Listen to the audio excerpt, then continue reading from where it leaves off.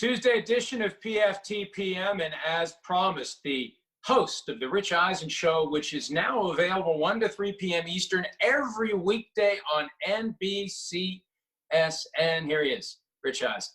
Rich, which of the books behind you have you read, and which ones haven't you read? I haven't read any of them in a long time. Hold on. The last one I read, here you go. And this has definitely not been planned, but there it is. The paperback version of my non-bestseller from 2007, Total Access. What else do I got? The Power Broker by Robert Caro, about my hometown in New York City. It's been a very long time since I've read that. But other than that, it's just up there to make me seem well-read.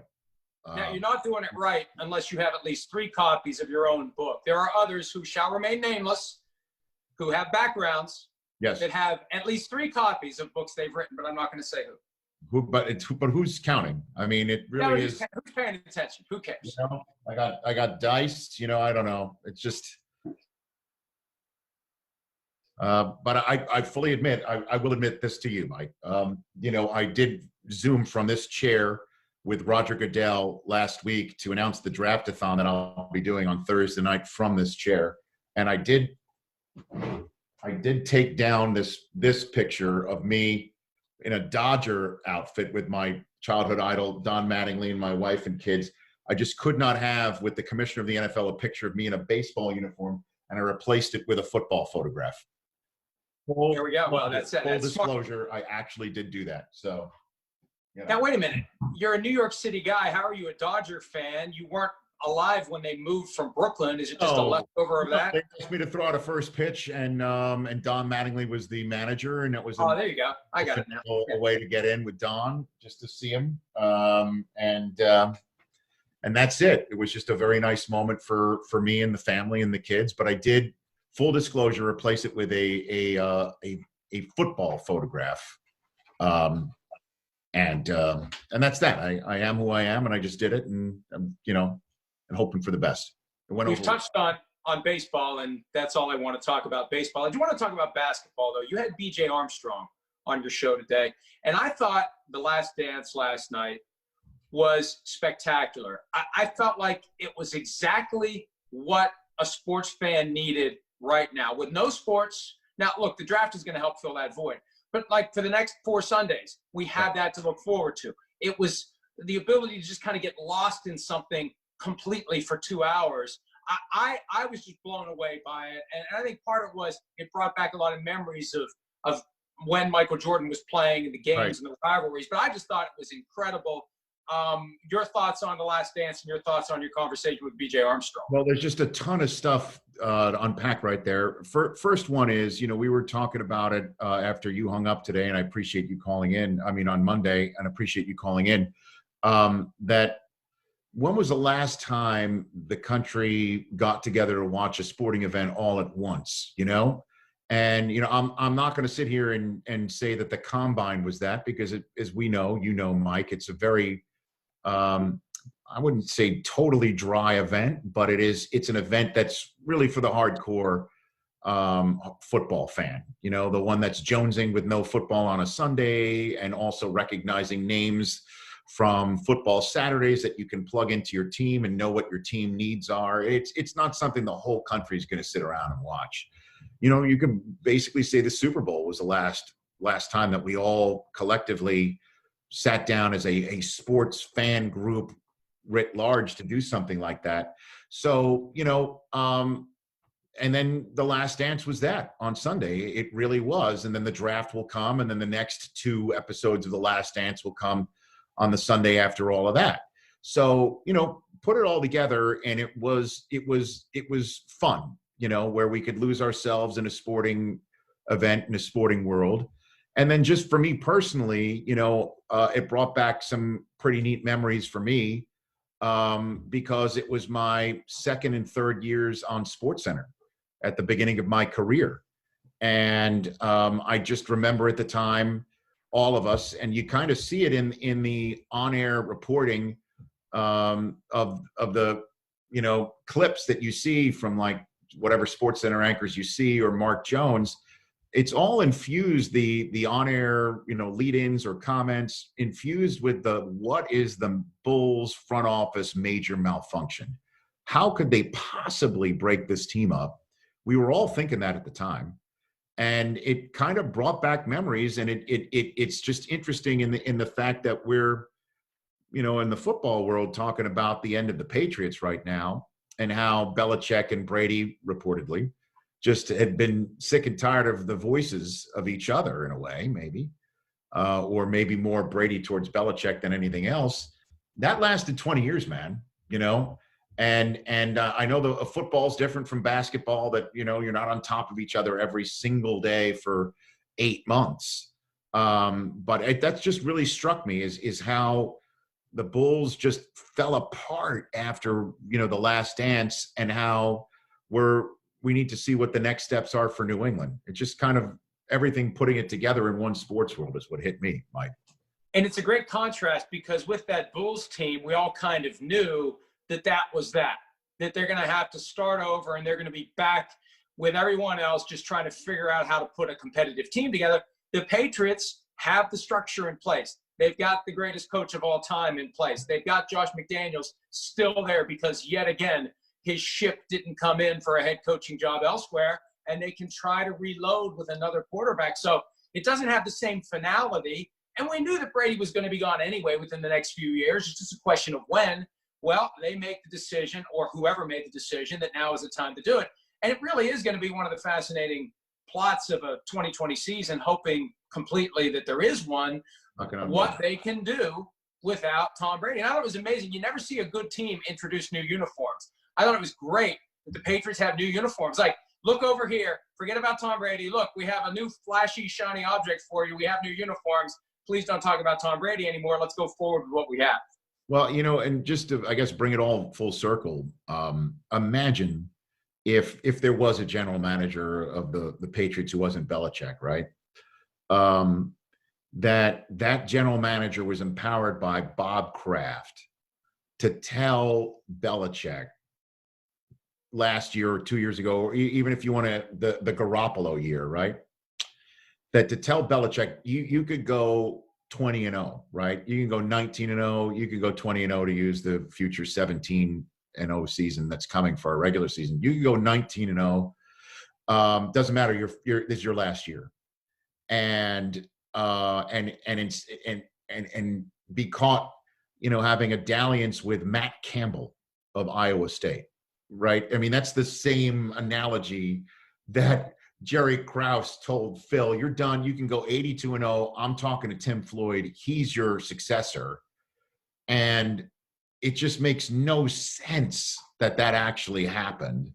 And I just, again, remember it in real time at the time, just wondering what was going on. And, I am holding my breath for episodes 3 through 10, the moment where I'm going to come on the air with a full list.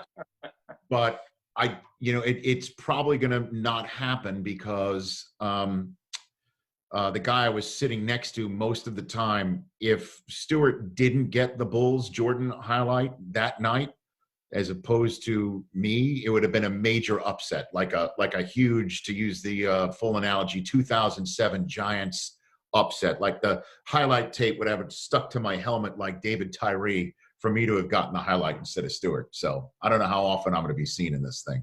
And I've heard stories about that from time to time. Peel back the curtain a little bit. What was the negotiation? What was the process deciding who does what? Were there trades among anchors? Was it a producer thing? How did that work? Well, there really was no negotiation, Mike, when it came to Jordan, and then subsequently Vince Carter highlights. They weren't mine. They were Stewart's, and it would be divvied up by the producer who's line producing SportsCenter that night. The rundown would be created much earlier in the day before Stewart and I walked in the door for an ideas meeting for the 1 or 2 a.m. SportsCenter, depending when we did it. The ideas meeting was around 6 o'clock at night. So we would get in around 5 and open up on our computer screen to see the rundown. And it would, the first couple of highlights would be whatever we assumed was the big event of the night. And invariably that would change based on what happened when sports were actually played. But, for me to open up the Sports Center, the 2 a.m. Sports Center, 1 a.m. Sports Center, and see a major Bulls highlight be mine as opposed to Stewart, I just didn't expect it. So it really was no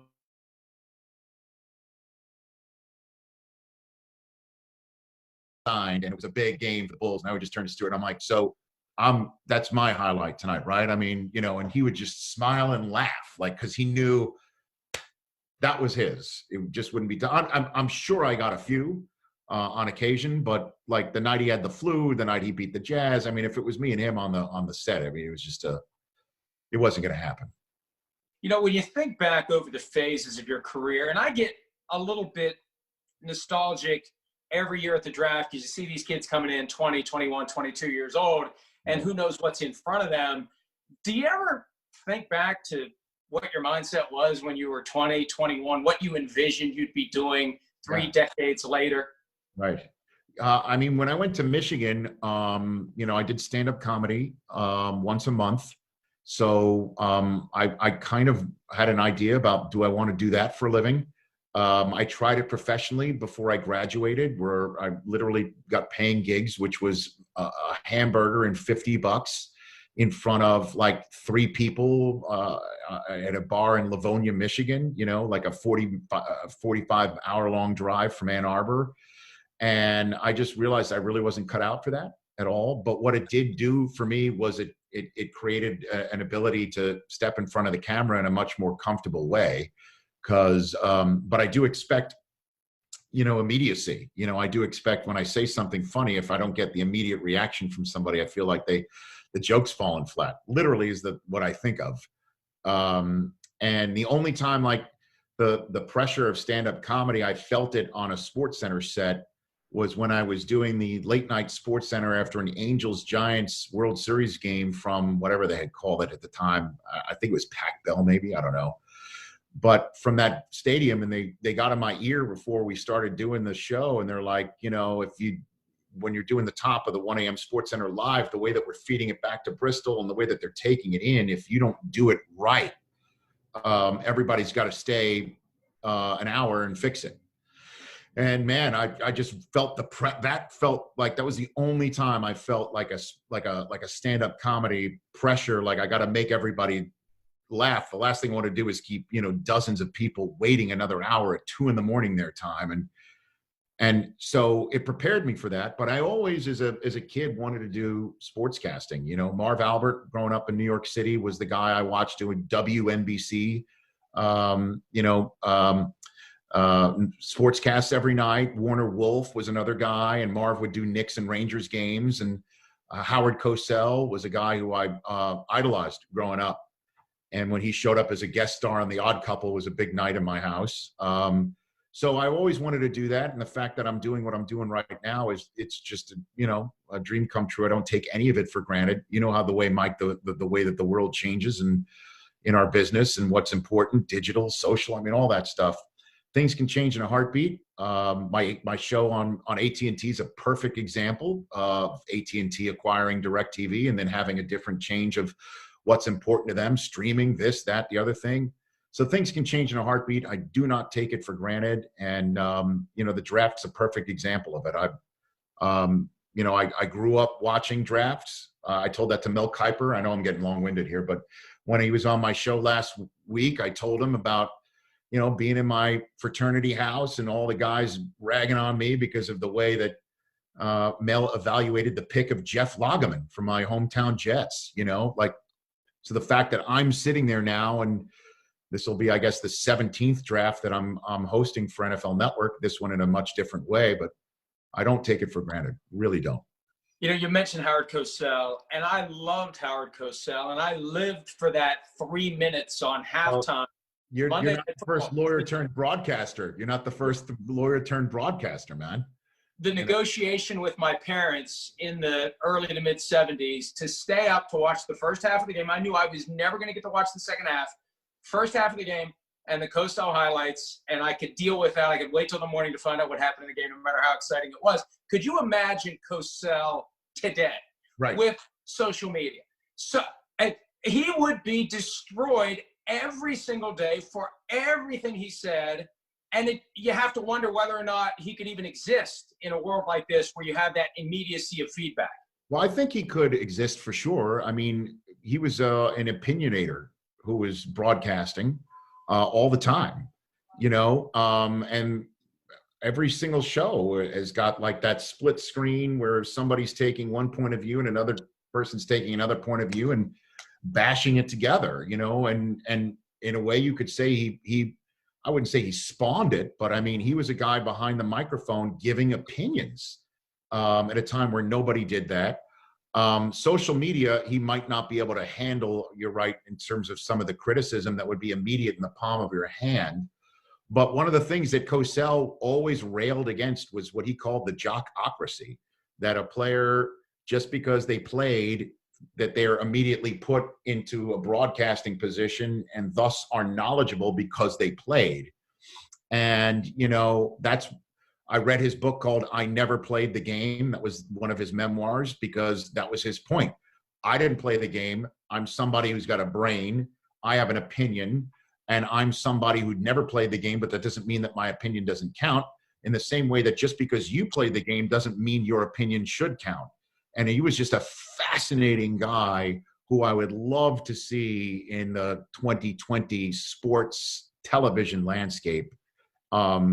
That would be something, if I could wave a wand, I'd love to see. I think you'd have to keep him away from Twitter. I know from my own experience how hard it is, right, to not engage. Oh, God. And I could see Howard Cosell on a Friday night after he's had a couple beverages, and it would be over.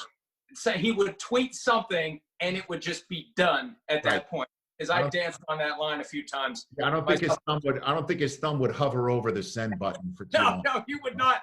He would not think twice. He would not. There have been many I've deleted that he would not have deleted. You mentioned the Jets, and I gave you a mild heart attack on Monday when I mentioned the whole Leon Hess dynamic in comparison to what Stephen Ross may do with the Dolphins by saying, hey, I only got a few years left. Let's be real.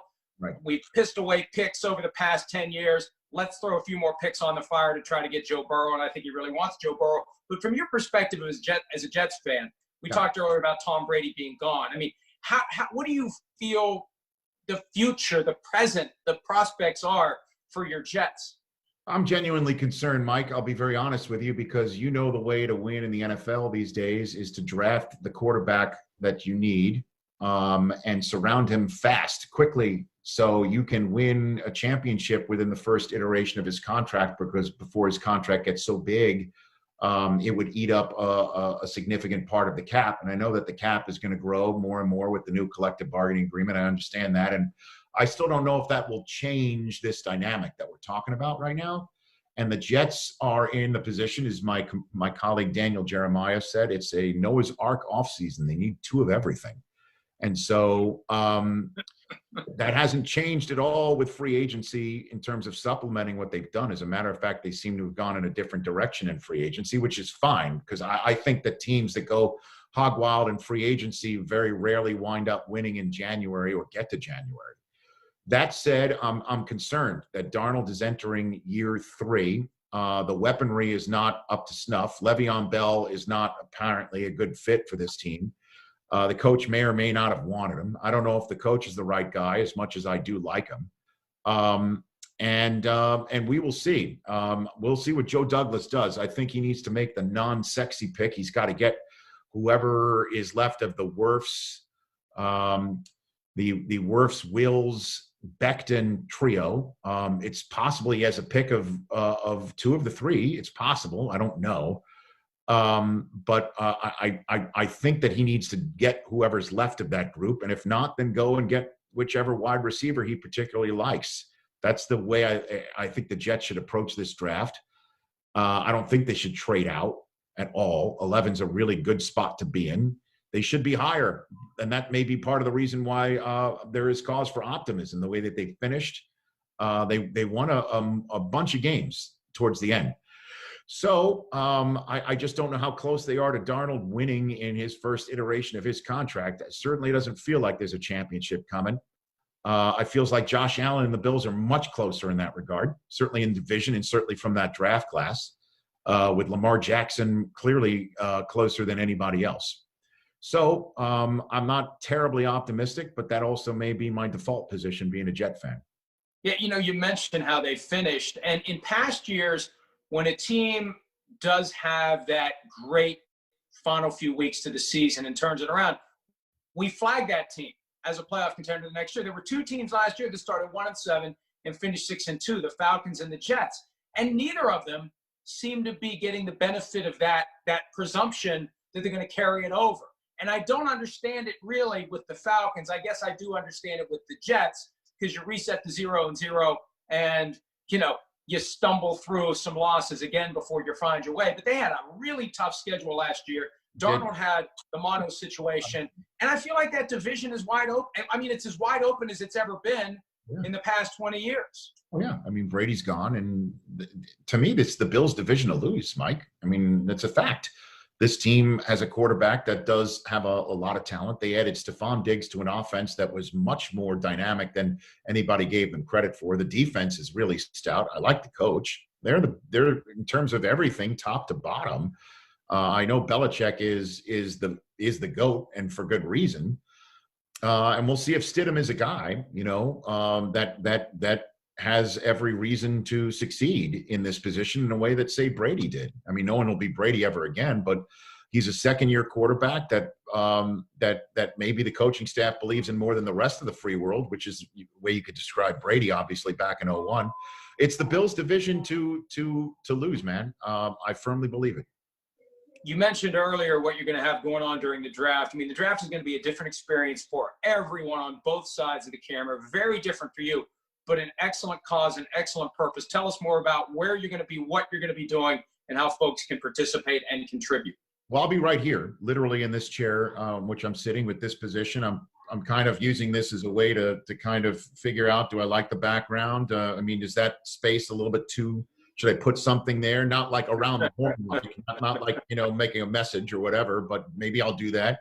I mean, my dog just walked in the room right now, so I need to make sure that door is a little bit tighter. So you might hear some ambient noise in the background. Literally, this is the way Thursday night may go. It's called Draftathon Live. It starts at 7:30 Eastern Time. It's in support of 6 charities that the league has identified that are on the front lines of fighting COVID-19 or helping those in need because they're ravaged by it. It's basically a Zoom room like this one. I'm going to be on one box. Dion will be in another one on Thursday night, and just one celebrity after another will Zoom in, or player or current player or general manager or newsmaker. And it'll just be a fascinating way to cover the draft and also raise as much money as possible. Kevin Hart's the first guest. I have no idea how long he's going to stay. I hope he stays long. If he doesn't, he doesn't. And then we'll just have one person after another come in, and then Friday will be like that. Dion won't be on Friday, but we'll see who is. A couple hours on Saturday, and we'll raise as much money as possible. That's the way we're doing it. And, it's going to be on every social media platform that the league is on. Twitter, Facebook, Twitch, YouTube, Reddit. I think they're trying to figure out technologically how to put a Zoom room on Instagram Live. I don't know if they're going to figure that out. That may be a round peg in a square hole, but that's the way it's going, man. And I'm looking forward to it. It's never been attempted before. And like I've said, it's a draft unlike any other, and it's one that will never be forgotten, but hopefully will never repeat, Mike, And it's funny, it was jarring last night to hear the periodic F-bombs on The Last Dance on ESPN. You mentioned Kevin Hart, though. What's the protocol going to be? Is there going to be a dump button? Because when Kevin Hart shows up, right? I don't know. The over-under is going to be 3 seconds before he lets something fly. I don't know. I think everybody's kind of told, it should be safe for work, but if it isn't, it isn't. I mean, I think there's no precedence for this. We don't know. Like, there's no group of producers that have done it a certain way, or no management that is expecting it a certain way.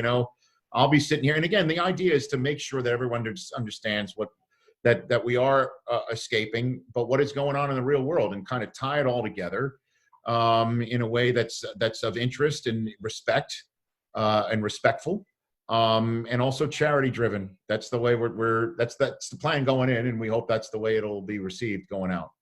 Well, I think it's a great thing that you're doing. Before I let you go, we talk about what's going on in the real world, and in this format, I got a lot more freedom to talk about whatever I want to talk about. But One thing that is astounding to me is that somehow, some way, this pandemic has become a red state, blue state issue. And I can't believe that that's happened. And of course, Rich, we're not allowed to say anything unless we're saying something that a certain segment of the demographic agrees with, then we're allowed to say whatever we want. But are you floored, as I am, that somehow this public health crisis, economic crisis has morphed into, we get in our respective corners and we point fingers at each other and say, you're stupid. No, you're stupid. I wish it wasn't that way, to be very honest with you. I think you're making a point that's out there for all of us to see. The virus does not, I had people would call me and say the same thing on my show, or the virus does not check your voter identification. The virus doesn't check your age. It doesn't check your ethnicity. It just checks your humanity, man.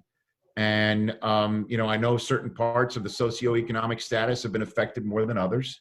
But when it all comes down to it, it just affects us as human beings. And in the same way that we talk about social distancing, I try to be positive about it. I see the empty roads when I go to work. And then we do have walk into a studio that's normally very bustling, but there's only 5 people in it. And we're all, we're normally all close together, but when we come to talk to each other, we walk away from each other, and it's really weird. It's really awkward. It's very disturbing, but I do view that as a way that maybe we're all coming together. I know this sounds hokey, Mike, but that we're all coming together to make sure that we get out of this faster. That's the one thing I kind of don't understand, is everybody out there saying, let's just open up, or a certain number of people saying, let's just open everything up.